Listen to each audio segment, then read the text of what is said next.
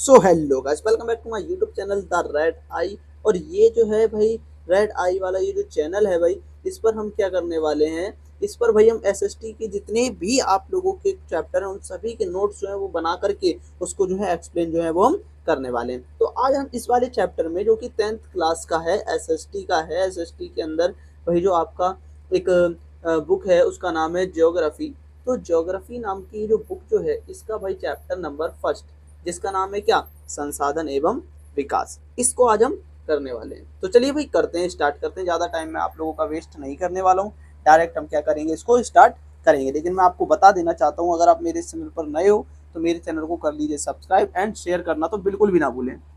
ठीक है भाई, तो चलिए भाई स्टार्ट कर देते हैं। तो देखिए भाई इसमें क्या बताया गया है मेनली। तो देखो भाई इसमें सबसे पहले भाई हमें ये बताया गया है कि संसाधन जो होता है वो होता क्या है। संसाधन जो है वो है क्या भाई, हमारे पर्यावरण में है ना उपलब्ध प्रत्येक वस्तु जो हमारी ज़रूरतों को पूरा करने के लिए जो होती है प्रयोग की जा सकती है, वह संसाधन कहलाती है। संसाधन का भाई मतलब क्या होता है, संसाधन का भाई मतलब ये होता है कि जो हमारी ज़रूरतों को पूरा करे, समाज में उपस्थित जो भी वस्तु है वो हमारी ज़रूरतों को पूरा करती है, वो क्या कहलाती है, संसाधन कहलाती है। जैसे क्या, कोयला, पेट्रोल, तो ये चीज़ें जो होती हैं संसाधन कहलाती हैं। क्लियर है, ये हमारी ज़रूरतों को भी पूरा करती हैं। अब भाई देखो, वह संसाधन वह है जिसका उपयोग हम जो होते हैं अपनी टेक्नोलॉजी के द्वारा कर सकते हैं। भाई संसाधन भी कई अलग अलग प्रकार के होते हैं। कैसे, अब देखो भाई मान लो हमें पता है कि भाई ये मान लो ये ज़मीन है, ठीक। अब भाई हमें ये पता है कि भाई यहाँ पर क्या है, बहुत नीचे क्या है, कोयला है। तो सिंपल सी बात है, अगर हमारे पास टेक्निकल हथियार होंगे तो हम क्या कर पाएंगे, यहाँ तक खुदाई कर पाएंगे और अंदर जा करके इस चीज़ को बाहर निकाल पाएंगे।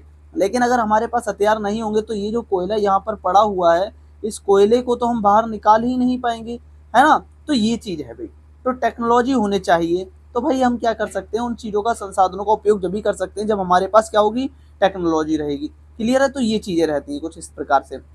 अब देखो संसाधनों के जो प्रकार होते हैं कौन कौन से होते हैं, किस प्रकार के होते हैं। देखो संसाधनों के जो प्रकार होते हैं, संसाधन तो हमें पता है जो हमारी जरूरतों को पूरा करे। अब उनके प्रकार का क्या मतलब, उनके प्रकार का भाई मतलब ये है कि जो संसाधन जो होते हैं उनके नाम जो है वो किस आधार पर रखे गए हैं, यानी कि किस किस आधार पर भाई उनका नाम रखा गया, किस कारण से उनका नाम पड़ा है। मान लो भाई हमने क्या किया कि कोयला, कोयला नाम रखा। कोयला हमने क्यों रखा, क्योंकि वो बहुत ज़्यादा काला होता है, इसलिए हमने भाई कोयला नाम रख दिया इसका। क्लियर।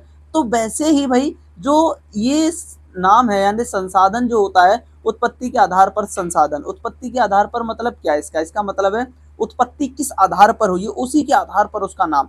जैसे देखो भाई, कुछ ऐसे संसाधन होते हैं जिनकी उत्पत्ति किससे होती है, जिनकी उत्पत्ति जीवित जो जीव जंतु होते हैं उनसे होती है, तो उनको हम कहते हैं जैव संसाधन। यानी ऐसे संसाधन जो जीवित जीव जंतुओं से प्राप्त हो वो जैव संसाधन कहलाते हैं। ऐसे संसाधनों की उत्पत्ति जीवों से होती है, जैसे कि वनस्पति, पशु और मनुष्य। इन सबसे जो जो संसाधन हमें प्राप्त होते हैं वो जैव संसाधन। क्यों, क्योंकि ये सारी की सारी जीवित चीज़ें होती हैं। हमने भाई भेड़ से भाई क्या किया, ऊन की प्राप्ति की, तो भेड़ भी भाई क्या है, जैव संसाधन ही है। क्यों, क्योंकि वो जीवित है। अब भाई अजैव संसाधन कौन से संसाधन, ऐसे संसाधन जो हमें निर्जीव वस्तुओं से प्राप्त होते हैं, जैसे कि चट्टानों से, धातुओं से जो जो चीज़ें हमें प्राप्त होती हैं वो अजैव संसाधन कहलाते हैं। यानी मरी हुई चीज़ों से जो हमें संसाधन प्राप्त हुई, जो चीज़ें प्राप्त हुई वो अजैव संसाधन में गिनी जाती हैं। तो कुछ इस तरीके से रहता है। अब देखिए भाई और क्या है, और भाई अब अगला ये जो है समापत्तिया के आधार पर। समापत्तिया का मतलब क्या है, समापत्तिया का मतलब है समाप्त के आधार पर।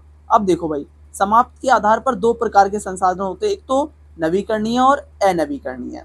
अब भाई नवीकरणीय संसाधन ये वाले कौन से संसाधन होते हैं, तो भाई नवीकरणीय संसाधन ये ऐसे संसाधन होते हैं जो कि भाई कभी भी समाप्त जो है वो नहीं हो सकते। इन्हें हम भौतिक और रासायनिक प्रक्रियाओं के और यंत्रों के द्वारा दोबारा से बना सकते हैं। ऐसे संसाधन जैसे सौर ऊर्जा, पवन, ये संसाधन इनको हम दोबारा बना सकते हैं। तो ये जो है ये कभी भी समाप्त नहीं होंगे, तो इसीलिए भाई हम इन्हें कह सकते हैं ये नवीकरणीय संसाधन है।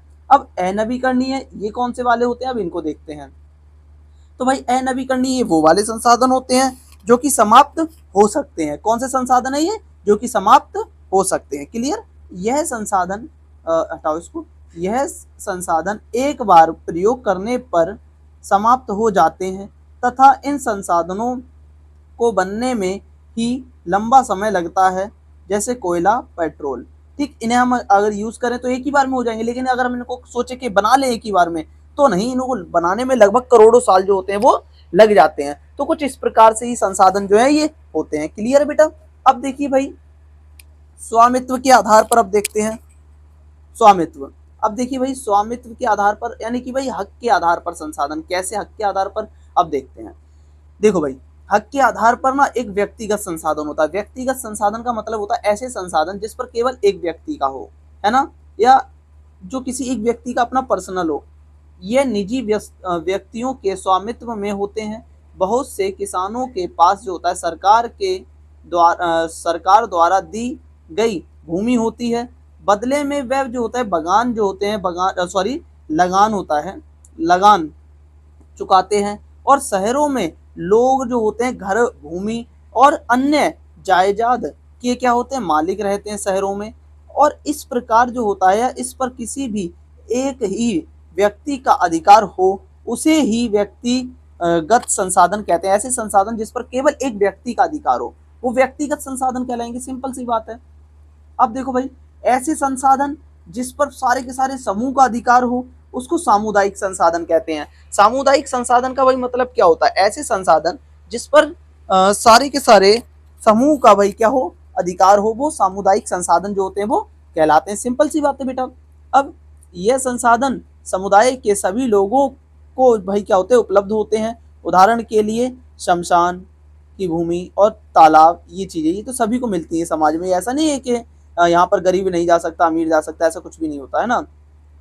अब भाई देखिए, राष्ट्रीय संसाधन। अब भाई राष्ट्रीय संसाधन ये कौन से संसाधन होते हैं? ऐसे संसाधन जिस पर पूरे देश का अधिकार होता है। अब अंतरराष्ट्रीय संसाधन, ये वो संसाधन होते हैं जिन पर सारे के सारे दुनिया के देशों का अधिकार होता है। इस पर सभी देश जो होते हैं वो कहते हैं ये हमारा है, ये हमारा है, कुछ इस प्रकार से, है ना। अब अगला देखिए कि भाई विकास के, इसको थोड़ा नीचे कर देते हैं। हाँ, विकास के स्तर के आधार पर संसाधन, विकास जो होता है उसके आधार पर। अब देखिए भाई, विकास के आधार पर इसका क्या मतलब है? देखो भाई, विकास के आधार पर मीन्स टेक्नोलॉजी।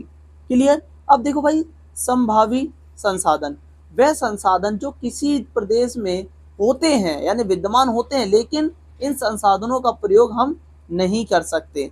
जैसे भाई मान लो, मैंने अभी थोड़ी देर पहले बताया कि किसी एक जमीन के नीचे भाई क्या है, कोयला दबा हुआ है। हमें पता नहीं है कि भाई, हमें पता है कि भाई कोयला दबा है, लेकिन हम उसे निकाल नहीं सकते। तो क्या हमने उसका यूज किया? नहीं किया। और जब हमने उसका यूज नहीं किया तो फिर वो हमारे लिए संसाधन क्यों होगा? नहीं होगा। सिंपल सी बात है भाई। तो यही चीज जो है वो बताई है हमने कि भाई संभावी संसाधन वह संसाधन होते हैं जो हमें पता होता है कि कि हम भविष्य में भी ऐसा संसाधन बना सकते हैं। जैसे वो है टाइम मशीन।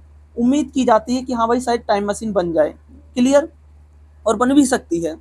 भारत के पश्चिम भाग, राजस्थान और गुजरात में भाई सौर ऊर्जा एवं पवन ऊर्जा जो है, इन संसाधनों की बहुत ज़्यादा संभावना है, पर इनका सही से उपयोग नहीं होता है, जिसके कारण सौर ऊर्जा और पवन ऊर्जा नहीं बन पाती है। क्लियर? अब विकसित संसाधन, ये वो वाले संसाधन होते हैं जिनका हम यूज करते हैं। यह वह संसाधन होते हैं जिनकी जांच पड़ताल की जा चुकी है तथा इनका उपयोग जो है वो करने की मात्रा भी निर्धारित है। यानी कि यह निश्चित है या निश्चित किया जा चुका है कि ज़्यादा उपयोग से यह समाप्त हो जाएगा, तो इनका उपयोग लिमिटेड ही करेंगे। जैसे कोयला, पेट्रोल और भी कई सारे हैं। क्लियर? तो कुछ इस प्रकार से रहते हैं। अब देखिए भाई, भंडारण। अब भंडारण का क्या मतलब होता है, अब इसको समझते हैं। भाई भंडारण जो होता है, क्या भंडार या भंडार का मतलब क्या होता है? पर्यावरण में उपलब्ध वह पदार्थ जो कि मानव की आवश्यकताओं की पूर्ति कर सकते हैं, लेकिन उनके प्रौद्योगिकी के अभाव के कारण इन्हें उपयोग में नहीं लाया जा सकता। जैसे जल जो होते हैं भाई, दो ज्वालामुखी या ज्वलनशील जल दो ज्वलनशील गैसों से बनता है। यह ऊर्जा का मुख्य स्रोत बन सकता है, लेकिन ऐसा करने के लिए हमारे पास जो है तकरीबन ज्ञान नहीं है, यानी तकरीबन नहीं, तकनीकी ज्ञान नहीं है, यानी जितना ज्ञान हमें चाहिए वो नहीं है ना। तो कुछ इस तरीके से है। संचित कोष, संचित का मतलब इकट्ठा करके रखना। यह संसाधन भंडार का ही एक हिस्सा होता है, भंडार यानी इकट्ठा करके रखा गया होता है। क्लियर।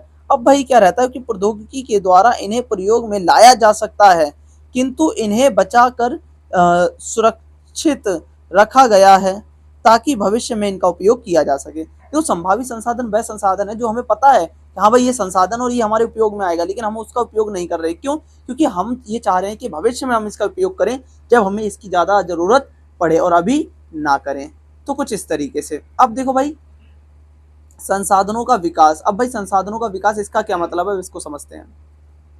मानव ने संसाधनों का अंधाधुंध उपयोग किया है, जिससे कई सारी समस्याएं भी पैदा हुई हैं। कुछ लालचियों ने क्या किया है, संसाधनों का बहुत ज़्यादा हासिल किया है, यानी कि बहुत ज़्यादा नुकसान किया है।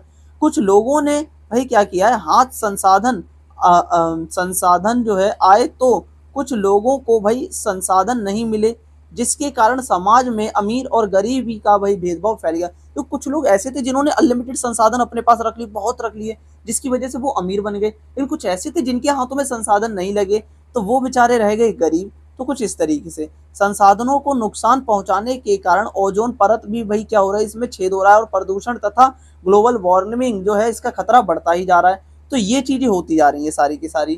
क्लियर है। तो कुछ इस तरीके से था। अब देखिए ये वाला टॉपिक क्या है। अब देखिए भाई सतत पोषणीय विकास। अब सतत पोषणीय भाई विकास क्या होता है इसके बारे में बात करते हैं। सतत पोषणीय विकास ये विकास करने का ऐसा तरीका है जिसमें हमने मध्यम मार्ग को अपनाया। कौन से वाले मार्ग को? मध्यम मार्ग को। कैसे भाई? इसमें क्या है, हम ना तो ज्यादा प्रकृति जो है, प्रकृति इससे ना तो हम ज्यादा दूर ही रहेंगे और ना ही ज्यादा हम इसके पास रहेंगे, हम इसके बिल्कुल नेचुरल बीच में रहेंगे। ठीक, यानी ना तो हम इससे प्रकृति से डरेंगे और ना ही हम प्रकृति की मतलब एक तरीके से पूजा करेंगे, अंधविश्वास को बढ़ावा देंगे। तो देखो भाई क्या है, अब पढ़ के बताते हैं, शब्दशाह जैसा लिखा है वैसे बताते हैं एक बार, तब आपको और अच्छे से समझ में आएगा ना। तो विकास करने का ऐसा तरीका जिससे पर्यावरण को हानि ना हो, यानी कि विकास हो, है ना, विकास तो हो पर हम जो है हम करें लेकिन पर्यावरण को नुकसान हो, यानी विकास तो हम कर लें लेकिन पर्यावरण को नुकसान ना पहुंचे, हमारे बाद हमारी अनुभवी पीढ़ी भी इन संसाधनों को भाई क्या कर सके, देख सके। और यह सतत पोषणीय विकास कहलाता है। यानी सतत पोषणीय विकास क्या होता है? सतत पोषणीय विकास का मतलब होता है विकास करने का ऐसा तरीका जिसमें हम विकास भी कर लें और पर्यावरण को नुकसान भी ना हो। क्लियर है। तो इससे हम बोलते हैं सतत पोषणीय विकास। अब देखो भाई रियो सम्मेलन क्या है, यानी कि रियो सम्मेलन को हम दूसरे नाम से भी जानते हैं जिसका नाम है पृथ्वी सम्मेलन। अब देखो यह सम्मेलन ब्राजील के शहर रियो में आयोजित हुआ था। यह सम्मेलन 1919 में करवाया गया था। इस सम्मेलन में कई सारे देशों ने क्या किया था, यहाँ पर इस सम्मेलन में हिस्सा लिया था और पर्यावरण को संरक्षण के लिए जो था यहाँ पर ये सम्मेलन किया गया था ताकि पर्यावरण को सुरक्षित रखा जा सके। इस सम्मेलन में जलवायु, ग्लोबल वार्मिंग ऐसे कुछ मुद्दों पर भाई क्या हुआ था, सम्मेलन जो था ये आयोजित किया गया था कि भाई इससे रिलेटेड जो होगी हम बात करेंगे इस वाली सभा में। कौन सी वाली सभा में? पृथ्वी सम्मेलन में। ठीक। अब देखिए भाई एजेंडा 21 क्या है। अब एजेंडा 21 क्या है, ये बहुत ज्यादा आता है। ठीक है, एजेंडा 21, एजेंडा 21 यह जो था यह एक घोषणा थी और यह घोषणा 1922 में जो थी, इसको हटा देते हैं, यह घोषणा कब हुई थी? 1922 में की गई थी। और क्या हुआ था, यह पर्यावरण संरक्षण की घोषणा थी। इस सम्मेलन का उद्देश्य था केवल और केवल सतत पोषणीय विकास को बढ़ावा देना, यानी सतत पोषणीय जो विकास है इसको बढ़ाना, ये इसी का उद्देश्य था। क्लियर है। तो कुछ इस तरीके से था। अब संसाधन जो है नियोजन, संसाधन नियोजन है क्या, अब इसका मतलब समझते हैं, यानी संसाधनों की मैनेजमेंट एक तरीके से। अब देखो हमें भाई क्या है, हमें संसाधनों की पहचान करनी होगी, नवीकरणीय है या अनवीकरणीय है। फिर हमें जो है लिस्ट भी बनानी पड़ेगी और तो और भाई मानचित्र जो है वो भी तैयार करना होगा और संसाधन के स्थान का भी हमें और संसाधनों का भी पता लगाना होगा, यानी संसाधन कहाँ मिलते हैं कहाँ नहीं मिलते हैं। संसाधन विकास योजना लागू करने के लिए प्रौद्योगिकी जो है वो तैयार करनी चाहिए, यानी अब हमें ऐसी टेक्नोलॉजी बनानी चाहिए जिससे हमें पता लग सके कि कहाँ संसाधन है और कहाँ नहीं है, इस चीज का भाई पता लगाया जा सके। क्लियर है। तो कुछ इस तरीके से है। अब देखो भाई संसाधन जो है विकास योजना, राष्ट्रीय विकास योजना में जो थे तालमेल बनाना होगा, ये जो बात जो है कही गई है। अब देखिए क्या हुआ था संसाधन नियोजन में, और क्या था, और देखते हैं। तो देखिए भाई, औपनिवेशिक विकास हमें बताता है कि संसाधन जो है संपन्न देश और विदेशी आक्रमणकारियों के मुख्य आकर्षक जो है या रहे हैं। देखो बेटा, शुरू से ही हमारे देश के अंदर आपने कभी सोचा होगा कि इतने सारे लोग आए, पहले मुगल आए, फिर अंग्रेज भी आए, तो ये लोग आए क्यों, ऐसी कौन सी वजह? तो ऐसी मेन जो वजह है वो सिर्फ और सिर्फ भाई हमारे देश के संसाधन है। क्या है भाई? हमारे देश के ये जो संसाधन जो रहे हैं मेनली, यही संसाधन जो है ये हमारे देश के लिए कहीं ना कहीं घाटेमंद साबित हुए हैं। क्यों हुए हैं? क्योंकि भाई संसाधन जो है ये कहीं ना कहीं भाई विदेशी चीजों के लिए सुविधा प्रदान करते हैं, इसलिए भाई ये विदेशी जो है भारत की ओर भागते हैं। और बेहतर जो है टेक्नोलॉजी के कारण इन कारण उन्होंने संसाधनों का क्या किया है? शोषण किया है, यानी अंधाधुंध उपयोग किया है। संसाधन तभी किसी देश का विकास जो है कर सकते हैं जब उस देश में टेक्नोलॉजी होगी। संसाधन मानते हैं हम अच्छे हैं और हमारे यूज में आएंगे, लेकिन इसका फायदा जब ये जब टेक्नोलॉजी है। अगर टेक्नोलॉजी नहीं है, यानी कि हमें नहीं पता कि संसाधन का यूज कैसे किया जाए, तो हम रियलिटी में उसका उपयोग सही तरीके से कर ही नहीं सकते। अब देखिए क्या है, संसाधनों का संरक्षण, यानी संसाधनों को किस प्रकार बचाया जा सकता है। तो देखिए भाई, संसाधनों का अंधाधुंध प्रयोग करने के कारण भाई कई सारी समस्याएं भी पैदा हुई हैं, जैसे पर्यावरण से जुड़ी हुई समस्याएं आई हैं, कई सारी आर्थिक समस्याएं भी आई हैं। संसाधन संरक्षण भी बहुत ज्यादा जरूरी है। क्लियर है? और देखिए क्या था कि भाई भू संसाधन, भू यानी कि भूमि, भू यानी कि भूमि, तो भूमि जो है यानी जमीन जो है वो हमारे लिए संसाधन है। कैसे? अब देखिए, यह प्राकृतिक संसाधन है, कौन सी? जमीन, तथा यह जो है संसाधन हमारे लिए बहुत ही ज्यादा महत्वपूर्ण है, बहुत जरूरी है, क्योंकि हम जो है भूमि पर रहते हैं और फिर वही क्या करते हैं, आर्थिक रूप से भी इससे जुड़े रहते हैं। पेड़ पौधे और वन्य जीवन, मानव जीवन, परिवहन, कृषि, यह सब जो है भूमि पर ही होता है ना। इसलिए भूमि जो है ये एक महत्वपूर्ण संसाधन है हमारे लिए। क्लियर है? तो ये चीजें हैं। अब देखिए भाई कि भू उपयोग, या भू उपयोग का मतलब होता है भूमि के जो प्रकार होते हैं वो कितने प्रकार के हैं और उनका क्या बेनिफिट रहता है। तो देखिए, देखते हैं कि भूमि के प्रकार कितने रहते हैं। तो देखिए भाई, भूमि जो रहती है सारी की सारी, इसका उपयोग हम कई अलग अलग तरीके से कर सकते हैं। जैसे पहला, वन, वन के रूप में भी हम भूमि का उपयोग कर सकते हैं। दूसरा भाई, बंजर भूमि भी रहती है। बंजर यानी ऐसी भूमि जिस पर हम खेती नहीं करते, खाली पड़ी रहती है। गैर कृषि भूमि, सड़कें। अब भाई ऐसी भूमि जिसका हम उपयोग तो करते हैं लेकिन कृषि में नहीं करते। किन चीजों में करते हैं? सड़कें बनाने में, घर बनाने में, या फिर स्थायी चारागाह। इन्हें हमने क्या किया, लिमिटेड कर दिया कि हाँ भाई इसी जगह पर सारे के सारे जानवरों को चराया जाएगा और कहीं पर भी जानवरों को नहीं चराया जाएगा। और भाई उपवन, उपवन का मतलब होता है पार्क, गार्डन। कृषि योग्य बंजर भूमि, यानी ऐसी भूमि जो पिछले 5 वर्ष से खेती जिसपे ना की गई हो, तो ये होती है कृषि योग्य बंजर भूमि। वर्तमान प्रतिभूमि, ऐसी भूमि जिसको 1 साल से खेती जिसपे ना की गई हो। अब पुरातन प्रतिभूमि, ऐसी भूमि जिसमें 1 से 5 साल खेती की ना गई हो। शुद्ध निवल बोया गया क्षेत्र, 1 वर्ष में 1 से अधिक बार जो है जिस पर खेती की जाए वो शुद्ध निवल बोया गया क्षेत्र कहलाता है। क्लियर है? अब देखो भू निम्नीकरण। अब समझिए सबसे पहले भू निम्नीकरण क्या होता है। भू निम्नीकरण का अर्थ, भूमि के उपजाऊपन में कमी आना भू निम्नीकरण कहलाता है। यानी भूमि जो होती है, जमीन जो होती है, इसमें भाई इसके उपजाऊपन में, इसके मतलब पौधा उगाने की जो क्षमता जो होती है, इसमें कमी आना, इसी को हम भू निम्नीकरण जो होते हैं वो कहते हैं। क्लियर? तो कुछ इस प्रकार से है। अब देखिए भाई आगे की ओर चलते हैं। हाँ, अब ये रह गया। तो देखिए भाई क्या है कि भूमि एक ऐसा संसाधन है जिसका उपयोग हमारे पर्यावरण या हमारे पूर्वज, सॉरी ये यहाँ पर जो लिखा हुआ है ये पूर्वज लिखा हुआ है, पूर्वज यानी हमारे पहले के लोग, और आने वाली जो पीढ़ियां हैं ये भी इसका उपयोग करेंगी जमीन का। ठीक, तो ये हमारे लिए बहुत महत्वपूर्ण संसाधन है भूमि। ठीक, अब देखिए भूमि निम्नीकरण के कारण यानी जमीन जो होती है बेकार होती है, इसकी उपजाऊपन जो है वो जा रहा है। क्यों? तो पहला, जमीन यानी वनों की कटाई करने के कारण। दूसरा, ज्यादा पशु चराने से, खनन और अति सिंचाई। और क्या है भाई, ये औद्योगिक प्रदूषण की धूल भूमि पर लगना। इनसे क्या हो रहा है कि कहीं ना कहीं जो जमीन जो है ये खराब होती जा रही है। अब भू निम्नीकरण को हम कैसे रोक सकते हैं, यानी जो जमीन खराब हो रही है इसको कैसे रोक सकते हैं? भाई जो हमने ऊपर पढ़ा उसका जस्ट उल्टा, हमने ऊपर पढ़ा था कि भाई पेड़ों को ज्यादा काटने से भू निम्नीकरण होना है, लेकिन यहाँ पर पेड़ लगाने से भू निम्नीकरण को रोक सकते हैं। ज्यादा सिंचाई करने से भू निम्नीकरण होता है, लेकिन यहाँ ज्यादा सिंचाई ना करने से भू निम्नीकरण को रोका जा सकता है। हम अति पशुचारण करते हैं, इसके कारण भू निम्नीकरण होता है, लेकिन अति पशुचारण ना करके भी भूमि निम्नीकरण हो सकता है, भू निम्नीकरण को रोका जा सकता है। और हम क्या करते हैं कि फैक्ट्री से निकलने वाला गंदा कूड़ा तालाबों में, नदियों में फेंक देते हैं, तो इस चीज को ना करना, क्लियर, यानी प्रदूषण जो है इसको दूर रखना जल से। तो कुछ इस तरीके से जो है इसके अंदर बताया गया था। यहाँ पर हमारा ये जो चैप्टर है ये फिनिश्ड हो जाता है। ठीक है भाई, अगर आप लोगों का फिर भी कोई भी जो डाउट, सॉरी मैंने चैप्टर बोल दिया है गलती से, यहाँ पर पार्ट जो है फर्स्ट जो है ये खत्म हो जाता है, पार्ट जो है 2 जो है इसे मैं जल्दी ही अपलोड करने वाला हूँ।